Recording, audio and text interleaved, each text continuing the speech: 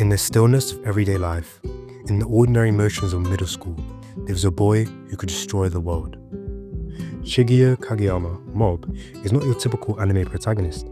He is not charismatic, he is not effortlessly likable, he is awkward, reserved, introverted, and unsure.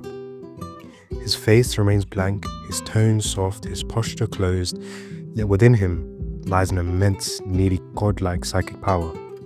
And therein lies the brilliance of Mob Psycho 100. Not because Mob has power, but because the show dares to ask what it means to live when you do. At first glance, Mob Psycho 100 is another coming-of-age action story filled with surreal animation and psychic battles.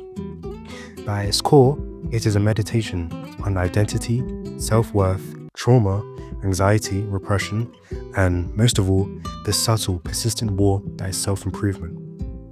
This is a series about quiet progress. It's not the loud triumphs that matter in Mob's journey, but the quiet decisions to keep going. Mob begins the story already powerful. In most narratives, this would be the ending, achieving ultimate strength. But Mob doesn't care about his psychic abilities. In fact, he views them with suspicion, even shame.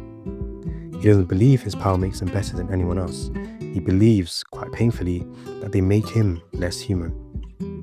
This view is reinforced by the words of Reagan, Mob's fraudulent yet loving mentor Reagan. For all his deception, is perhaps the most emotionally honest character in the series. From the very beginning, he drills into Mob the mantra, "Your power doesn't make you special." And it's true, Mob's psychic abilities are not what make him valuable. What makes Mob valuable is the work he does without them, the kindness he offers, the empathy he builds, the decision he makes to connect with others, the courage to show up, to feel, to grow. The show demolishes the myth of innate superiority. Mob is strong, yes, but that is not the story. The story is about learning about the strength. It means nothing about emotional maturity. The percentage counter is a visual motif across the series. It's not just a countdown to Mob unleashing his powers. It is a representation of the emotions he represses daily. Mob does not cry, does not yell, does not voice discomfort. He absorbs, he holds in, he tries to be invisible. And yet, every moment he buries a feeling, the counter climbs. It is a subtle yet persistent drumbeat of emotional build-up. And when it reaches 100, Mob explodes, not out of rage alone, but out of a backlog of unprocessed pain, sadness, anxiety, and confusion. This mechanism is perhaps one of the most accurate metaphors for mental health in any medium. Emotional repression is not a solution, it is a delay, and delay becomes damage. Mob Psycho 100 shows us how emotional suppression slowly erodes to self and how we must find safe, honest ways to feel. Reigen Arataka is one of the most fascinating characters in anime, not because of his fraudulence, but because of what he represents. He is a man with no power, who convinces others he has all of it. A man who lies to everyone, but tells the truth to Mob. A man who performs confidence, yet crumbles when questioned.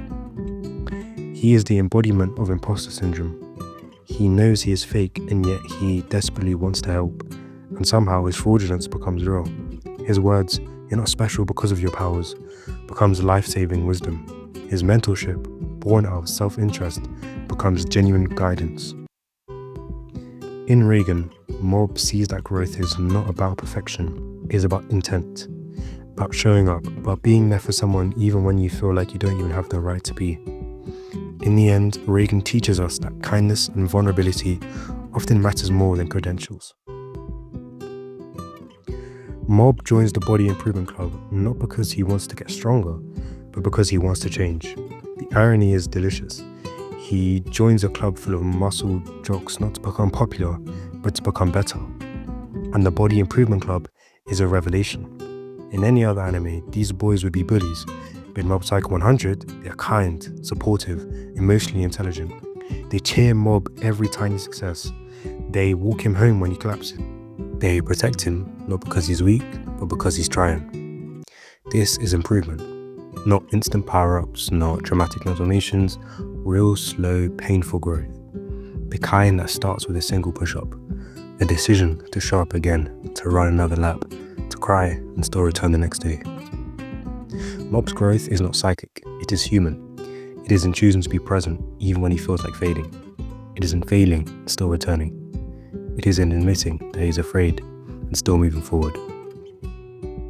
When Mob reaches unrecordable amounts of psychic energy, the screen goes wide, the numbers vanish, his sense of self dissolves. This is not power, this is collapse. This is what happens when a person is pushed beyond their emotional limits, when years of repression detonates. The show treats this not as a cool power-up, but as a tragedy. Mob doesn't want to lose himself, he wants to find himself. And in that climax of the series, he does, but not by winning a fight, by choosing to feel, by crying, by opening up, by letting himself be vulnerable. Mob's journey is not linear. He does not get better and stay better. He backslides, he stumbles, he represses again, he doubts, but every time he tries again. This is one of the most important messages of Mob Psycho 100. Self-improvement is not about being cured, it is about managing, about choosing, about trying again tomorrow.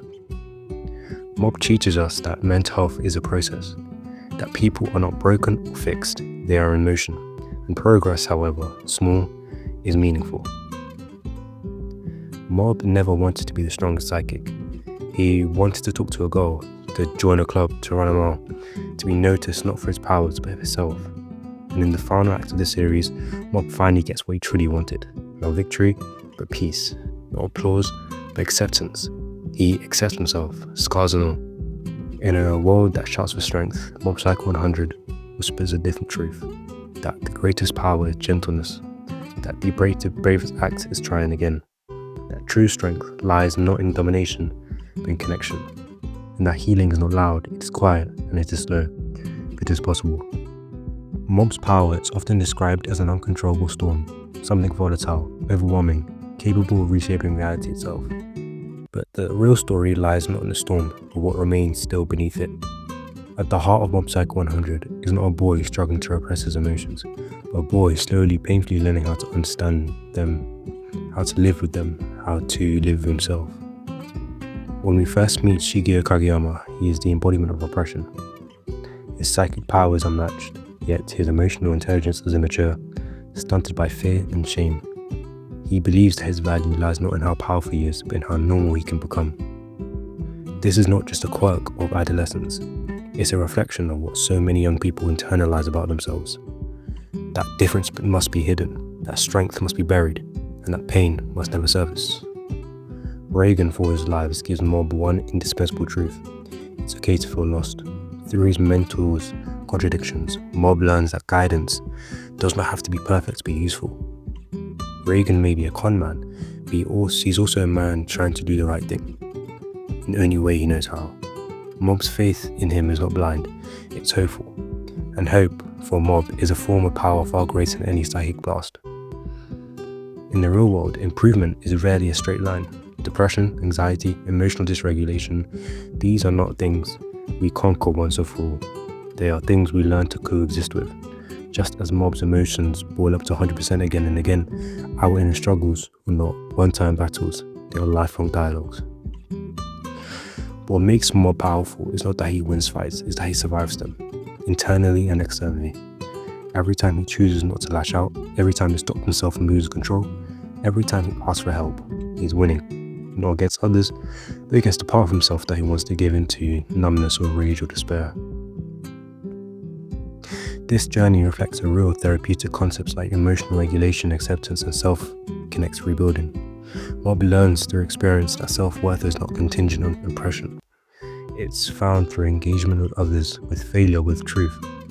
And with this crucial lesson often missed in typical anime power-up arcs, Mob does not ascend by mastering new techniques. He grows by confronting his own emotional limitations. The battlefield is internal, the stakes are existential. There's also a larger metaphor in play, one that echoes Stoic philosophy. The Stoics believed that the highest virtue was not the eradication of emotion, but the mastery of one's internal world. Epictetus taught that we do not control external events, only our responses to them. Mob's path mirrors this exactly. His arc is not about becoming the strongest psychic, it's about becoming the strongest self. Even the visuals reflect this duality. When Mob reaches 100%, his body becomes a vessel of pure energy, but his face, often expressionless or quietly grieving.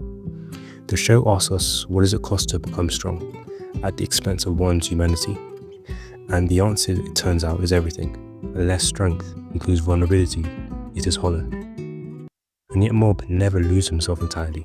Not when he faces fellow espers, not when he faces mobs of enemies, not even when the world demands he becomes a weapon. Because deep down, Mob is still just a boy. He wants to be kind. He wants to be liked for who he is. And in that desire, there is something revolutionary in a society that rewards suppression and disconnection. Mob's empathy becomes an act of rebellion. The climax of the series is not a physical battle, but a spiritual one. Mob loses control, he causes destruction. When he wakes up, it's not rage or guilt that consumes him, it's clarity. He does not need to destroy himself to protect others. He just needs to be honest, to be open, to be willing to start again.